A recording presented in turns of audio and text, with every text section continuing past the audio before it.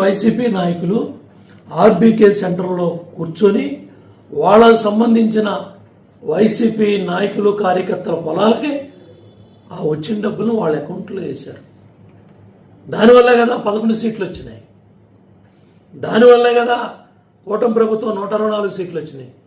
ఇవాళ మీరు చేసిన అరాచకాలు, మీరు చేసిన అక్రమాలు, మీరు చేసిన అవినీతి, మీ దోపిడీకి ప్రజలు బుద్ధి చెప్తే బురదంటకుండా ఇవాళ చేలోకి వచ్చి కబుర్లు చెప్తావా? కాలికి బురదంటిందా? ఆ రోజేమో నేషనల్ హైవే మీద షామానాలు వేసుకొని మాట్లాడావు. ఈ రోజేమో వారం రోజుల తర్వాత వచ్చి మాకు వార్నింగ్లు ఇస్తున్నావా? మాకు హెచ్చరికలు జారీ చేస్తున్నావా? నువ్వు ఉద్యమం చేయటం ఏంటి? మేమేం చేసామని మాట్లాడుతున్నావా? బుద్ధి జ్ఞానం ఉందా?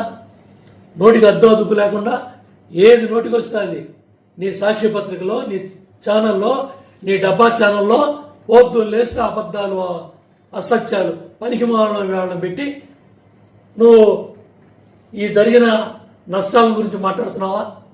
ఈ వాస్తవాల గురించి మాట్లాడుతున్నావా?